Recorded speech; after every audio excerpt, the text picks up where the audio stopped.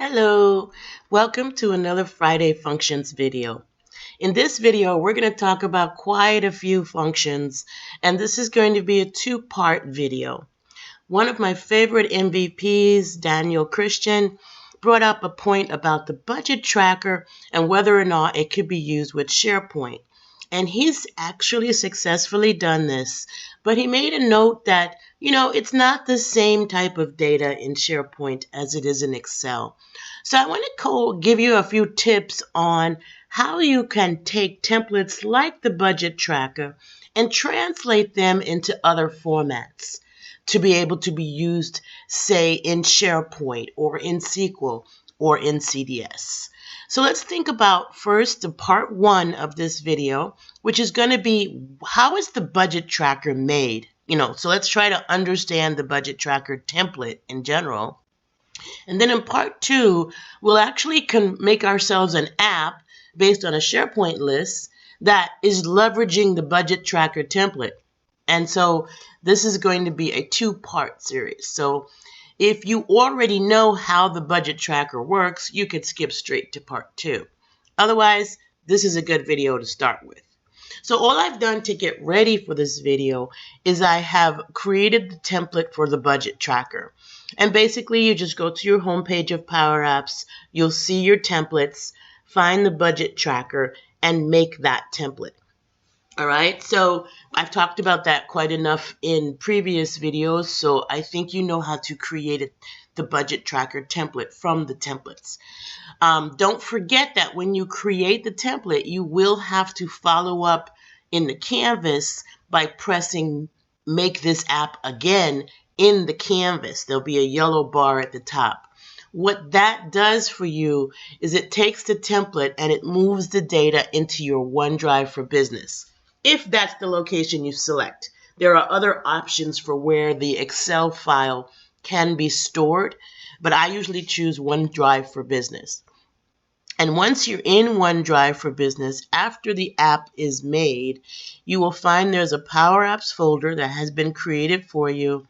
In that folder, there's a templates folder that has been created for you, and you'll see the new budget tracker folder that you created today. And if you did this before, just pay attention to look at the newest one, which has the little new icon in OneDrive for Business, and or it says it's just got created today, a few seconds ago, because it's important that we use the right data, okay? So this file, which I saved as budget tracker SharePoint, is literally connected to this budget tracker folder and to the tables in this data. So let's look at that first. If I go to View in PowerApps, Data Sources, and all I've done is taken my PowerApps window and sit it to the left of my OneDrive window so I can look at these side by side. If I open up the data spreadsheet in Excel Online, what you'll notice, and I hope this is big enough for you to see, but what you'll notice is that you have several tabs in this workbook. You have a budget tab, an expenses tab, a categories tab, and a receipts tab. And if I open this up, I think we'll see, oh, there it is, expense by category tab. So if I have this wide enough, you can actually see all 5 tabs here on the bottom of my Excel spreadsheet. Now I'm going to basically click on each tab and show you the tables. So the tables here is the budget table. So from the budgets tab, you can see I have a table right here. This is my budgets table. Okay. If I go to the data tab, I believe I can see all of my, let's see where I can best, and this has to do with the way I'm zoomed here. So I'm going to zoom out for a minute just to show you that in this spreadsheet, there are multiple tables. This table right here is called the budget table. Now, if you're more comfortable, you can open this in Excel. So I'm basically going to do that just so I can show you the table names, since it doesn't show up in Excel Online. So I'm just going to click Edit in Excel at the top, which will open up my Excel workbook.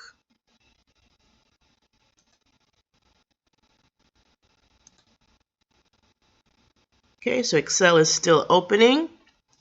As soon as it opens, I'm going to put it here so I can see next to my Power App, my tables. I just want the full Excel experience so that I can show you everything really, really clearly. All right, so here in the full Excel experience, here's what I see that I didn't see in the browser, is this drop down right here. This drop down to the left of the formula bar in Excel exposes to me all the tables in this workbook. And so if I click on budgets, you'll see it'll highlight this table right here. And that table is on the budget spreadsheet. It also has an expenses table. If I click on that, that's this table here from the expenses tab or worksheet. And I can just look at PowerApps and see, oh, okay, expenses by category, that's this table here. Categories is this table here, and receipts is this table here. Okay, receipts happens to be empty right now. Okay, so we can easily figure out the data sources in PowerApps, how they map to the Excel data sources. Okay, now let's look at this mapping more from the perspective of how the app is laid out. Okay, so if I close this data panel and we focus on our canvas here for a minute, now I'm going to actually find these tables in this layout. Okay, so I'm going to ignore this top section right now because they're basically mathematical aggregates, and so I'm not going to talk about them yet, but just remember they're just sums basically. But over here on the left, if I click on this gallery, you'll notice in my Screen Explorer, the name of this gallery is Gallery 1, okay? And this particular gallery, I'm going to actually rename it. And the reason I'm going to rename it is because I want to keep track of what data it's associated with. And a gallery over here is the budgets gallery. That gallery is directly related to the budgets table. Okay, so I'm just going to call it gallery budgets so that I don't forget that this is this. And you can see team events at Contoso, there's that. Spring customer events, there's that. If I kind of bring this down a little bit lower so you can see, but I think you can. The Meta Conference is the third one. The Litware team event is the fourth one. If I were to scroll in my app, you'd see I'd also see the 1 week show. Okay, now what's important is though, even though we're seeing the budgets here, the table data doesn't match exactly because what this table is storing is what is the budget for each of these categories, right? So there's a budget here. This is the maximum amount of money that we can spend for team events is $10,000. So technically, if I were to add, and I'll just zoom over here into this left side.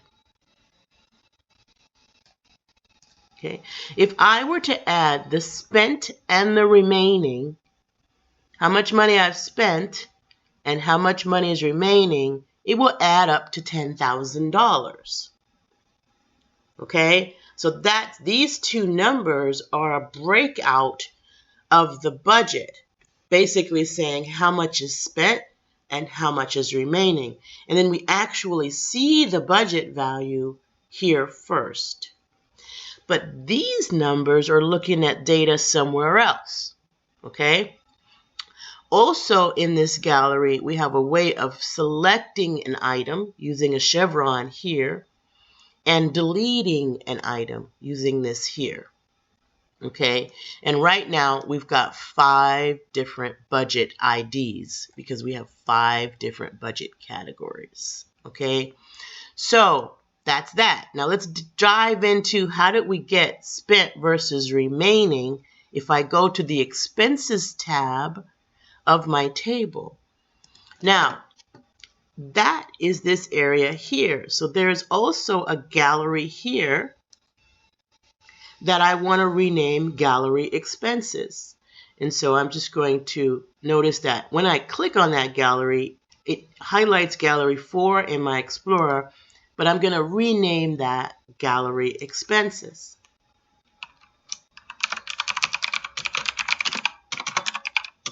So now I know that that gallery is associated with this table in my Excel data, okay?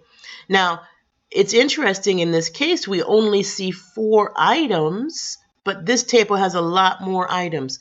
So why only 4 items? Can you take a minute to guess why?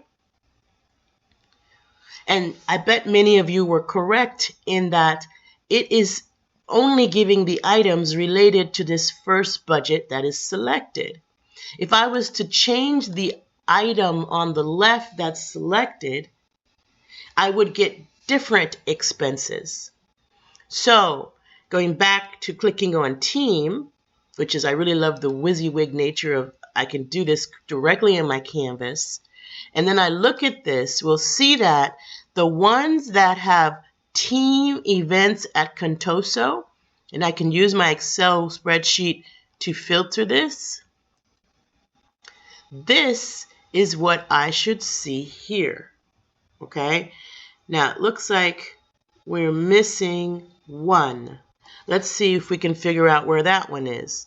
So cake, movie, extra, cleaning. It seems like we're missing fuel here. And that we might have found an error in our data. So let's go ahead and look at this and see what happened to fuel. So I'm going to change this to a smaller screen zoom so that we can look at the formula. And so I'm going to go in here and just highlight this formula and put it into Notepad all by itself. Again, my goal here is to focus, right? So let's see the formula for this gallery. See if we can find out why it's missing fuel. Okay, so here is the formula that's being used for the expenses, gallery expenses. All right, so we're filtering. What are we filtering? We're filtering the table called expenses. And there is the table called expenses. And what we're filtering it for is we're filtering it for where the budget title, so the column budget title, let's just make it bigger so we can see it, all right, equals the gallery budget's selected budget title, which in this case is Team Events at Contoso. And, so we have an AND operator here. It must also have the same budget ID, and you can see these budget ideas right here. It must have the same budget idea as gallery budget's selected budget ID. And this is exactly why we don't see fuel. Okay, so now this is most likely our error. But notice how easy it is for us as app makers to catch that error. Now you can see that all the budget IDs are 1 except for fuel.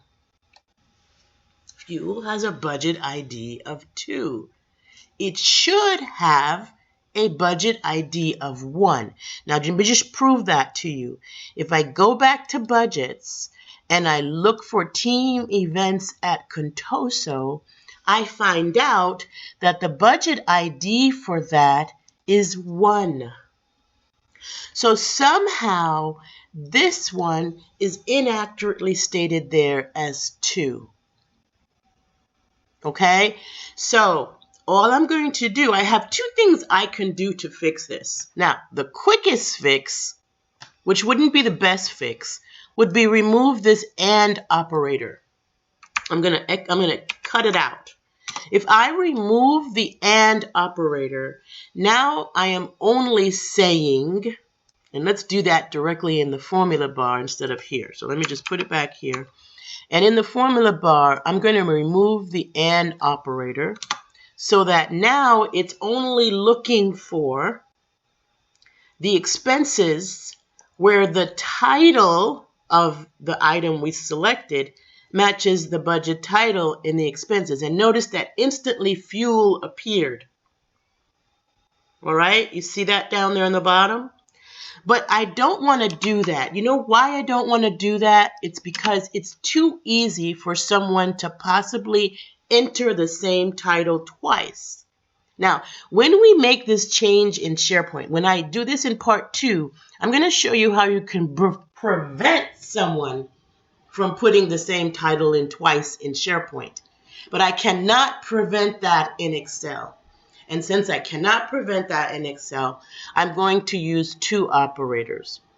But as soon as I put that budget ID operator in here, it's going to remove fuel because my data is wrong. Your app is never going to correct your data. Your app is only going to give you what your data says.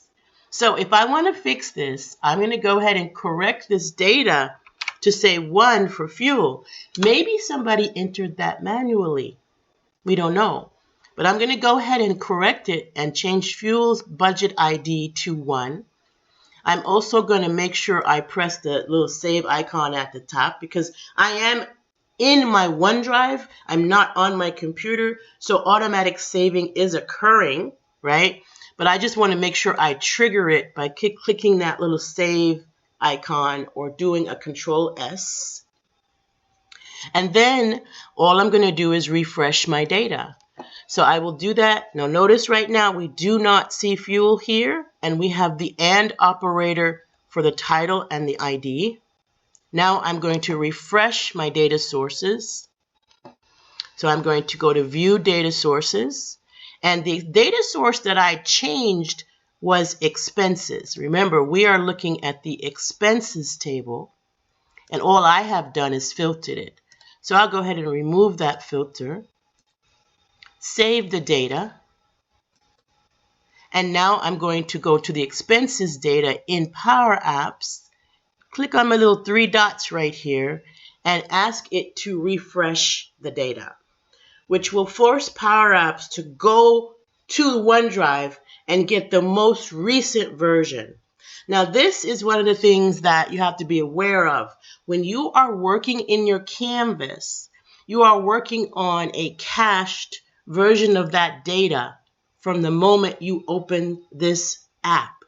Okay, so if you make changes to your data in the back end, you may have to go into PowerApps and get it to refresh the data that you've updated. So that's why I refreshed the expenses data.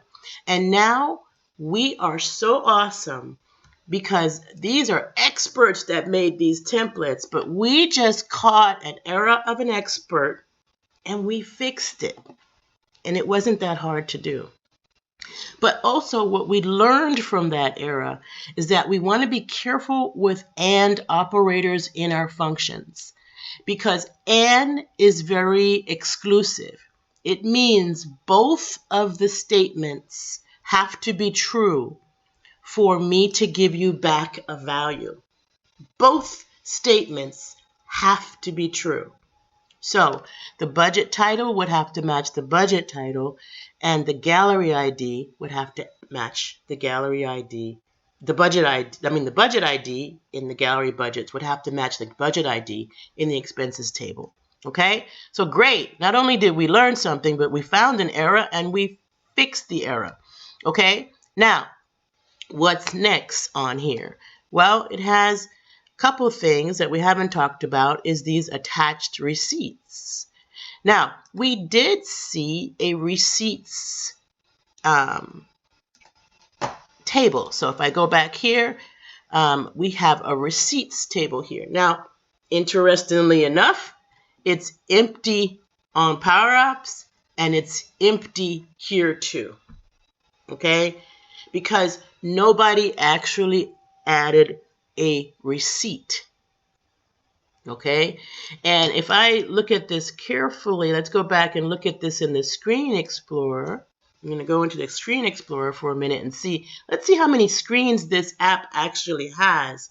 It has quite a few screens. And the Receipts screen is where people add receipts. Nobody has done that yet. Okay, so let's take a minute and see what would happen if we tried to add a receipt. How about that? Okay, so I'm going to go ahead and run this app in the browser. And I'm going to add a new expense. Okay, so we'll end up with something new here for this team event. So we have cake, movie, extra fuel. We need beer. So let's go ahead and hit that plus sign there. And it opens up a brand new screen, the add expense screen. Okay. And now I'm going to call this beer. Now I am on a device that the camera is not enabled, but I'm going to go ahead and enter this by adding a photo by clicking on it. Okay, so I'm going to click on this, and you notice how I have the option to retake or use. Basically, my camera is not configured, but this would actually use the device that you're on to take a picture. So you could imagine you'd have your receipt. The guy at the bar or the guy at the grocery store would give you the receipt of the beer you just bought for your event. You would point your camera at that receipt and you would snap a photo. If you didn't like it, you could click the retake to take it again. Otherwise, you can click on use to keep that photo. And now you can see that I've recorded a photo. Again, my camera is not configured, but you can try this at home with your own phone device or laptop that has a camera, and you'd be good. Okay? And this is the receipt photo. Now, if I go back now, we're going to notice some new things happening on this screen. I did save. I believe I did save. Did I save? Did anybody catch me save? Let's make sure I saved. So let's give this the expense name beer. I think I said it cost $450. Kind of expensive. Boy, I didn't have it before. And now I'm going to hit save. I'm going to first take the photo, use it, so that it keeps this little fake photo for me. And then I'm going to click save. All right, now I have saved my photo. And I'm going to go back. Okay, so it did save. All right. And this particular error message here is saying that it caught that it tried to do it twice because the Excel spreadsheet is actually open, causing it to have a conflict. And this is something I've run into before as well. So I'm going to actually close that Excel workbook. I'm going to go back to my browser tab here for a minute to show you exactly what happened. And I should have kept the error message up so you could see it, which I didn't do. Sorry. We will close the spreadsheet here. Okay, I'm just going to, you can refresh your screen to notice when the last change was in the spreadsheet. So I will refresh so you can see the spreadsheet. It was changed 6 minutes ago. Let's open it and kind of see what that last change was. Okay. So we basically didn't change anything except for our expenses. So I'm going to go to the expenses tab.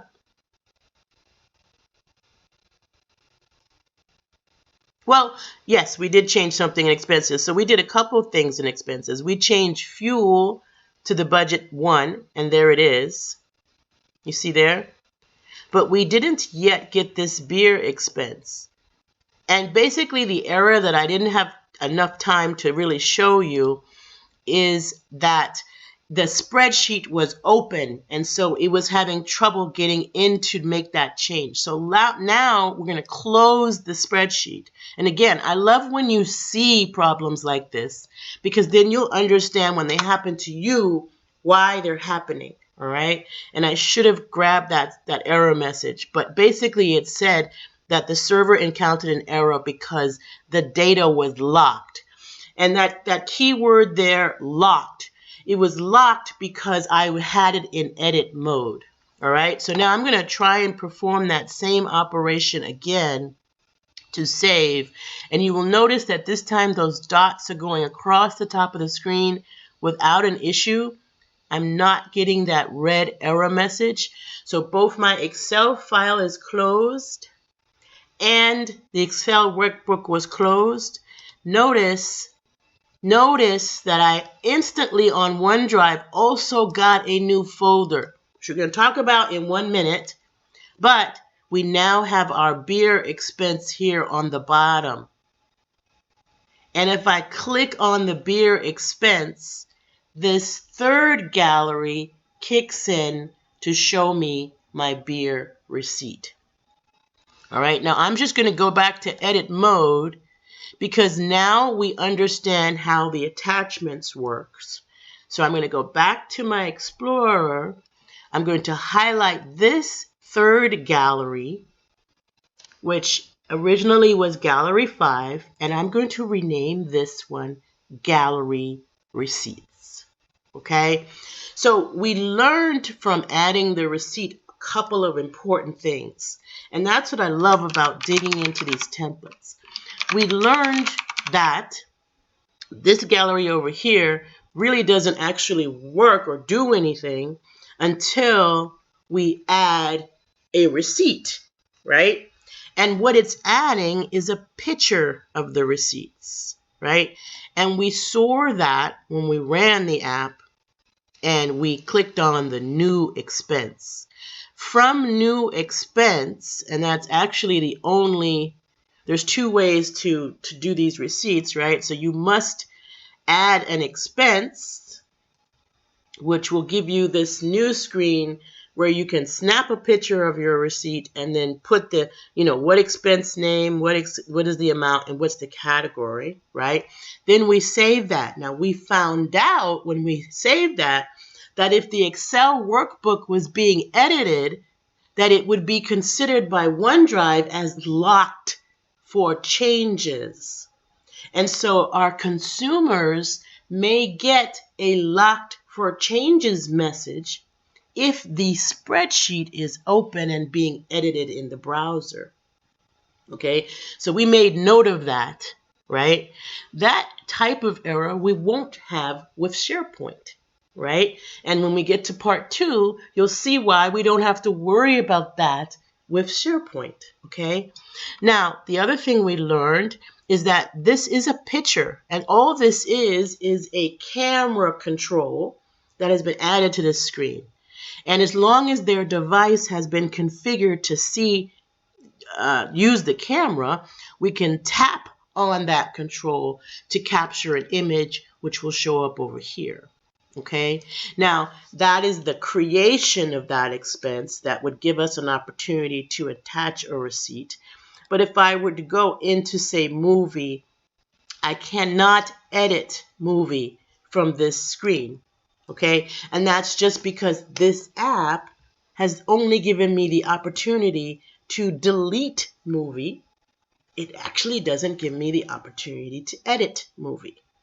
Okay, so if we wanted to add that to our SharePoint app, we might have to add some new functionality.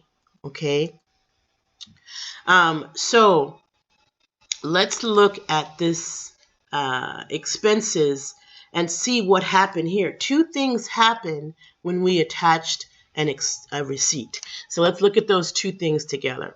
All right, thing number 1, okay, here in this gallery receipts, in our data, in the workbook, in the table called receipts, we now have a brand new row that we didn't have before. And again, you can notice we have that budget ID of 1 moving through here, right? We saw that with the expenses, right? Because the budget ID for team events is 1. So we clicked on that and we added an expense, which meant that it picked up budget ID number 1 for that expense. And then when we had a new expense open, it got its own expense ID of 24, and that was associated with the budget ID of 1. So we basically have a couple of relationships here. The receipt is related to the expense, which is related to the expense category.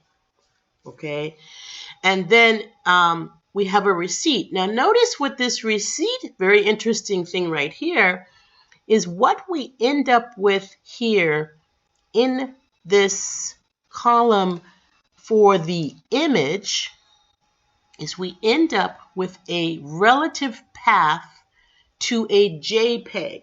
Now, the JPEG, the name of it is kind of geeky, isn't it? Right? Who in the world names files CFBF24D41D714? Well, computers name things that way, right?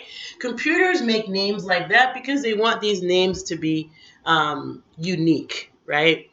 And so Powerups gave that file a name that it could hold on to as receipt, as a unique receipt, and it put it in a folder in the same place. That little dot just means I'm in the same place with the folder that you're looking at right now. I'm in that same location, and I'm in a folder called Data Images.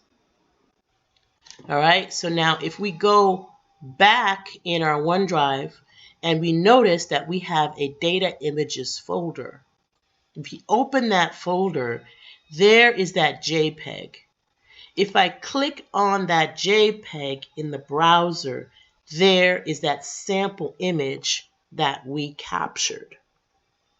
Okay, so what Powerups did was, one, indicate in the spreadsheet, in the receipts table, that we now have a receipt, and it gives it a name. It puts that image file in a separate folder and puts a path to it in the data. The path is what Powerups is using to learn more about this receipt. Okay, and so when you're configuring your Powerups to show images, you always need to set a path to that image, unless it's embedded in the file, of course, unless it's embedded in the Powerup. In this case, this image is not stored in the Powerup, it's stored in the OneDrive. And so this particular field here, if I dig into this a little bit here, if I just click on this gallery, you'll see that I've got two controls in here. I hope you can see them. I have a control that shows me the name of the receipt, and it's basically what I typed when I was creating this expense, right? So it's the title of that expense, which in this case is beer. And it just has this item, dot receipt name. And you can see that in the spreadsheet that it's picking up the receipt name column. But here, we're just using an icon, which is an embedded icon in the file, because at no time did we ever upload an image of a doc, but the person who made this app added an icon in this file to represent that there is a file attachment.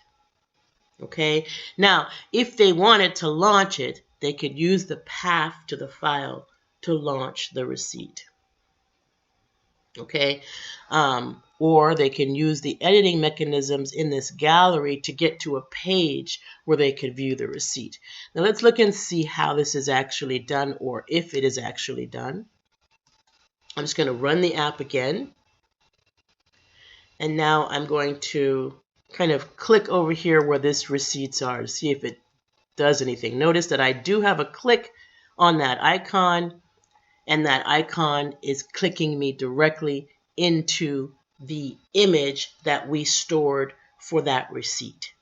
And that, in this case, this application designer decided to make that a single screen in their app. And they gave the person looking at the app the ability to delete that receipt as well. Okay, so very often when you're playing with templates, go ahead and click on things and see if you can provoke an action. So let's try and click on movie. Notice that we're not getting any response there. So we don't have editing. But if we click on, if an item has a receipt, you'll see a little receipt icon. And when you click on that icon, you can launch that receipt. So again, let's look at how this is done in PowerApps really quick. You click on this icon here. And what I'm going to find here is, where did it launch that screen?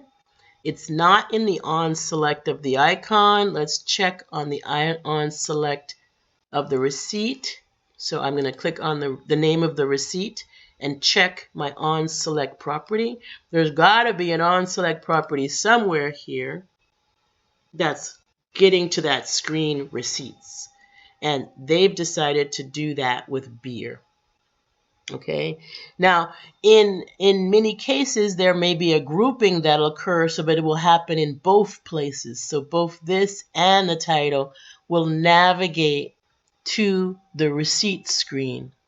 And notice that it passes over to that screen this item. Okay, it's actually passing over information about this item to the receipt record. Okay, and that's how we can, when we get to that screen, and let's go back to our Screen Explorer for a minute, and we click on the receipt screen, and in this case they've named them well. I like the way they've named the screens, right? This control here is an image control that is looking at the receipt record that we passed from screen 1, and it's returning back the receipt list column. So the item that's in that column. Okay, so you see how you can break down how this is done. And I don't know about you, but as I get ready to do this in SharePoint, my brain is just so active trying to figure out what things I'll have to worry about in SharePoint that I didn't have to worry about in Excel, and vice versa, right? Because, you know, all these data sources have their pros and their cons, right? And we will choose our data sources based on what we want our experience to be like, okay? And so far what we've got is we've got our 3 galleries. We understand how these 3 galleries work. I think the one thing I didn't mention is, how does this icon showing up here?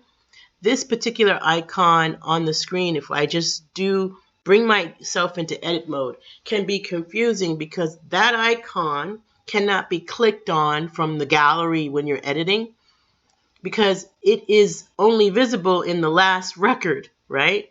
But it exists in this first item property as well. So if you click on the item for expenses, you will highlight your browsing area here, and you can see that there are 2 icons. All right, I hope you can see it. It may be small, and I don't want to keep zooming and unzooming because it can get confusing.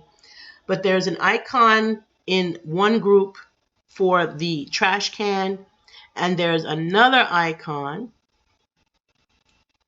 that is there, but it's invisible right now. And so if I click on it in my Screen Explorer, you're able to see it here in this very first template row, okay? And it's not like you're seeing it, you're actually seeing an outline of it. But if we go to the visible property of that icon, and I bet many of you have figured that out, right? We go into the visible property of that icon.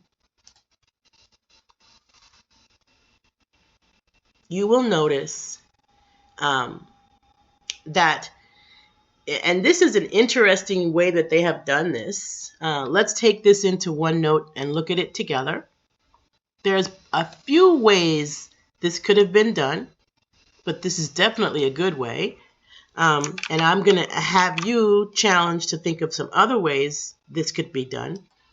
Let's open up our notepad again. Let's kind of paste this in here. This is in the visible property of the little document icon. All right.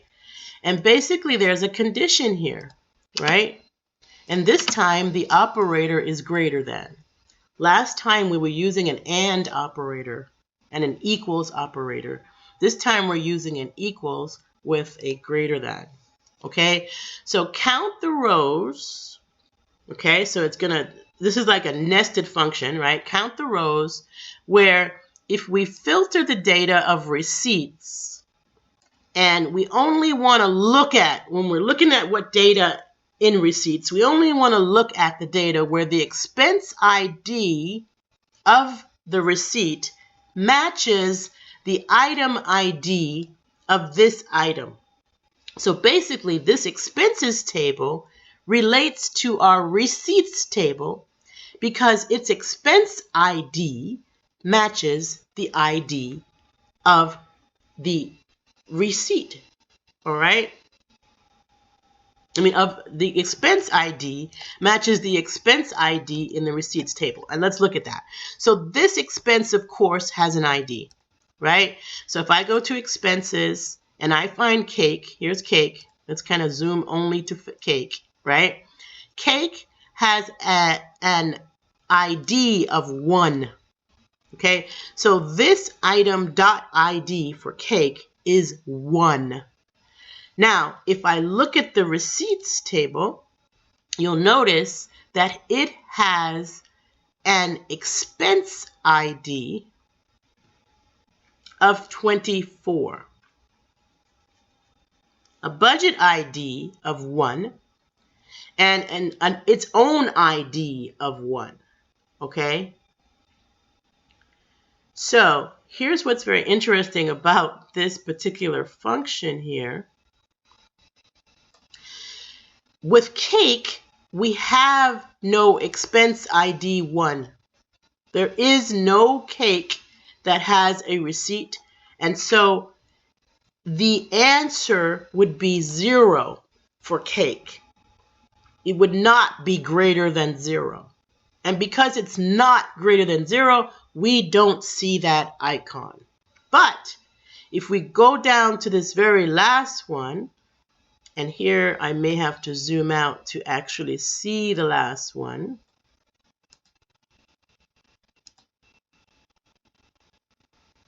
Just try to get this to a place where this screen will display everything. Okay, I need to go a little bit smaller, and I can do that maybe right here. Let's do that right here. Kind of zoom out.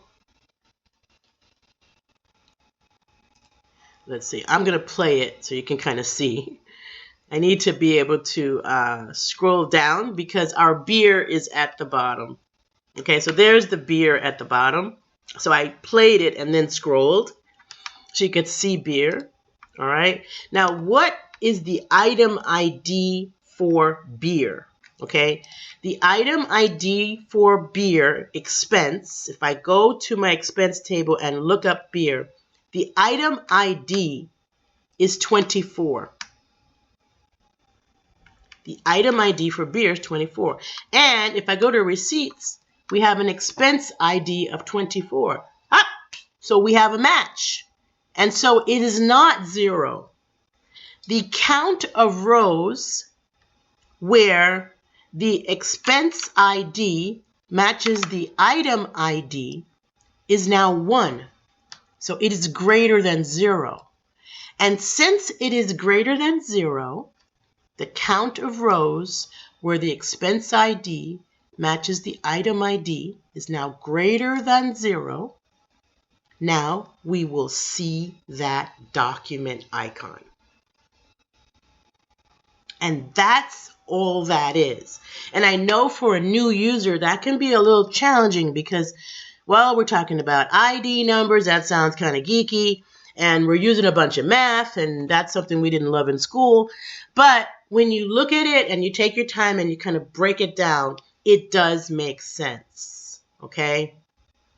And so it's obvious that that icon will show up anytime we see an item in the expense table where its ID matches an expense ID in the receipts table, okay? And as long as that condition is true, right, then it will show up in that gallery. And that is very similar to other visibility properties in this application, all right? Such as in this one, notice that we only see one trash can and we only see one selection icon here. We don't see them here. If I click on this and go to the visible property of that icon, and these are just icons that were imported into the file, they are not part of the data, okay?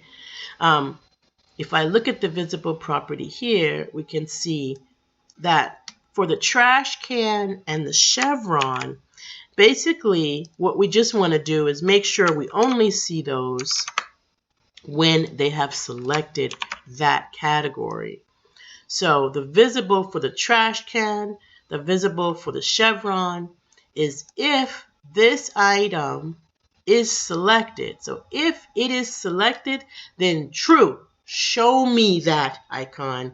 Otherwise, false, don't. Now, you may notice a slight inconsistency here in the way this is done, all right? In the area where we had count rows, right, and I apologize for the phone. In the area for the count rows, we actually only had a true statement, which means that we didn't need to put the entire if statement. Okay, so let's put these side by side. I'm going to take these expense gallery here, and I'm going to click the edit icon so I can get into it. You know, I want to get in there and grab those controls. And now I'm going to click on the icon that is used for the documentation, and I'm going to copy that visible property again. All right, I'm going to copy that visible property again. And let's paste this here. So this is the visible property for the doc icon, which kind of says you have a receipt. So let's call this the receipt icon. And this is the visible property of the trash can. They took a different approach, and it shows you that you have options, right? So in this approach, they decided to do an if-then statement. If the item is selected, then yes, show it. Otherwise, don't show it. In this case, they just gave a true statement. And when you give just a true statement, you don't need to provide a false. So I could have very easily not used an if statement here and just simply said, this item is selected as the true statement for the trash can, right? So sometimes you may choose to use a full if the statement, and I think we should try that just to test my logic, all right? I'm just going to change visible here from being the entire if statement to just being the true statement. Let's see if it works.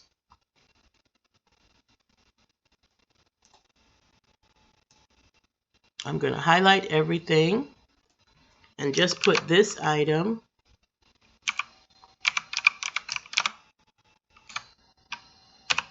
selected, sorry. And you can see it's helping me.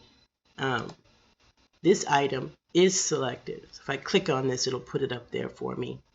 Okay, and that works just as well. Okay, but sometimes newer users may prefer to spell it out, the true and the false statement, just for readability purposes. Okay, so this is the end of part 1. Okay, and I know you're wondering, you didn't talk about that pie chart, and I didn't talk about it on purpose because it's going to be part 3. And so is the top of this screen are going to be part 3. Not because they're harder. It's just because this is easier for learning. First, we're going to dive into the galleries, and then we will dive into the more mathematical stuff on this screen, such as how we split this up, right? And so just take the last thing we want to look at before we close this app is this data right here. So as you remember, we said that the spent plus the remaining should always equal the budget. So if I select the spent here, you're going to see quite a long function, okay? Because we have to go basically find out what was spent in this category. So I'm just trying to select all and cut this out. And then I'm going to put it in my notepad. Did I close my notepad? Oh, that was silly of me. So let me open up Notepad again real quick. And the only reason I'm using it is because it's easy for me to make it nice and big for you to see. So I got Notepad, paste this function in there. Now this is a function that I wanted to save for later, but I do want to talk about it. All right. So basically what this function is doing in short, and let me just explain it in basic English. We've got to find out all the spend for this expense category. So not looking at this function for a minute, let me just cut it out for a second. Don't look at it yet. This number for spent should equal the total of what we see here, right? And you can see it up here again. All right. So basically, to be honest with you, I think the formula is a bit overcomplicated. We could have done that in other ways, but you can see how it breaks down. If, okay, now we're using a couple of advanced functions here, but for just catch some of the key ones here, we're summing the expenses table where the budget title equals the budget title and the budget ID equals the budget ID. So good thing we fixed that error we caught earlier, right? So we're summing that. We're also taking that and we're formatting it with dollar signs. And we're returning back a value, okay? And this is where I think this formula may be overcomplicated, right? Because let me just take it down to the bare minimum here. I'm going to remove everything except for this sum statement here.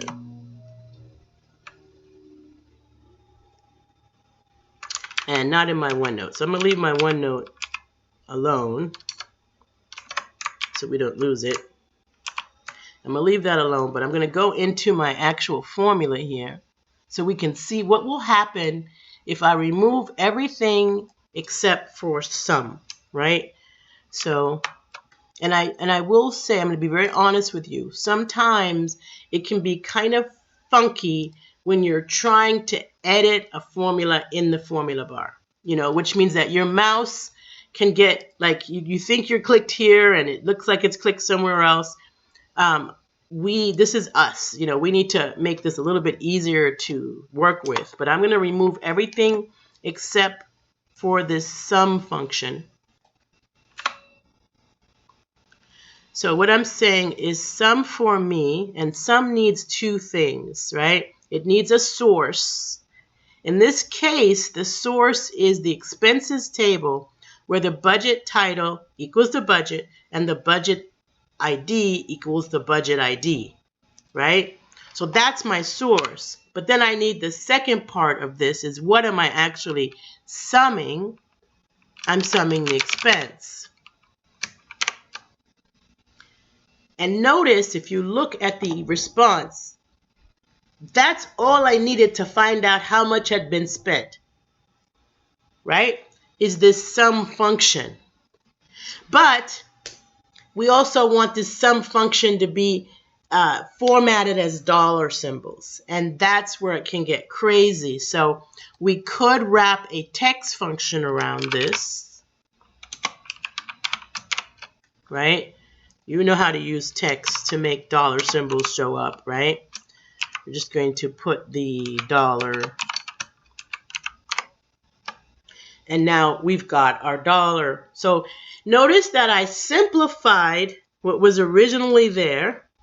This basically is a much more complicated function than what I have above.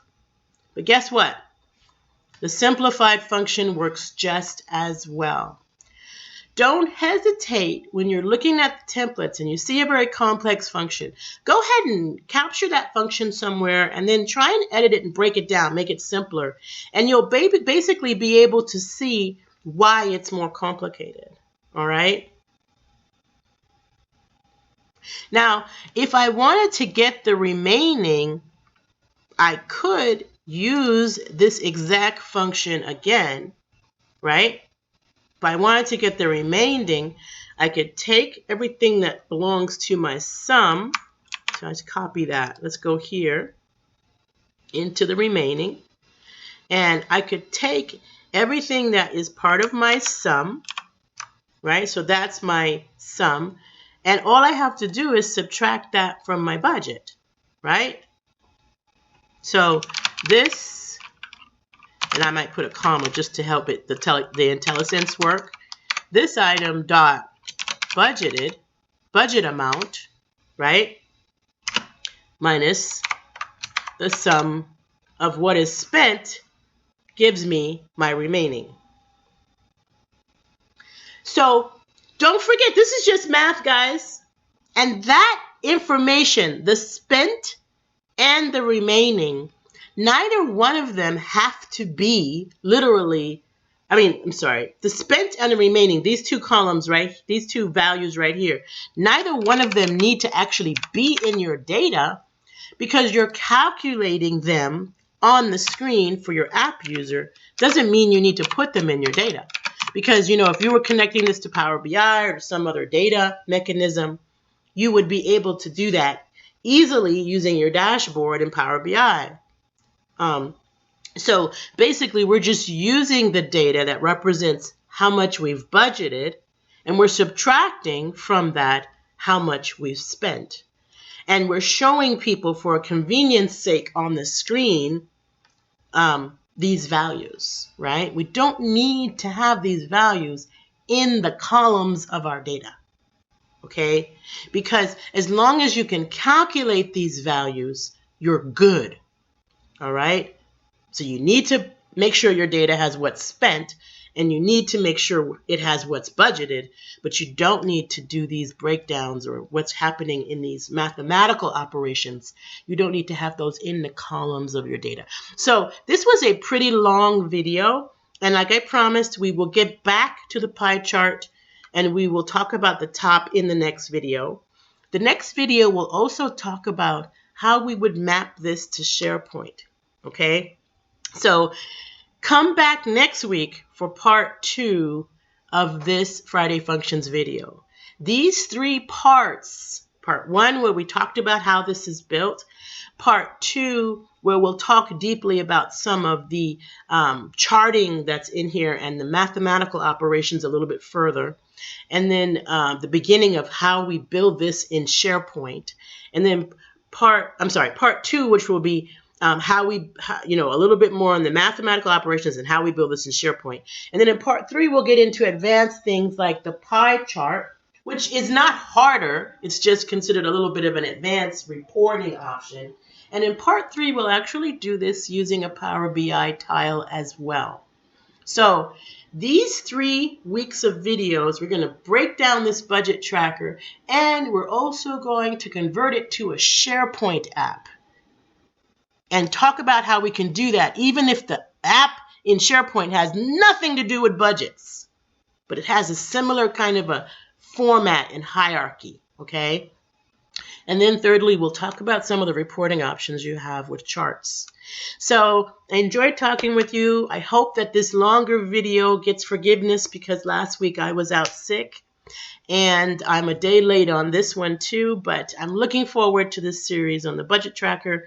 And look out for the webinars coming up in the month of April because we're going to be planning some webinars on some brand new capabilities in PowerApps. So have a great weekend. Make sure you do something fun, and I hope that you are happily power apping wherever you are in the world. Thank you, and see you next time.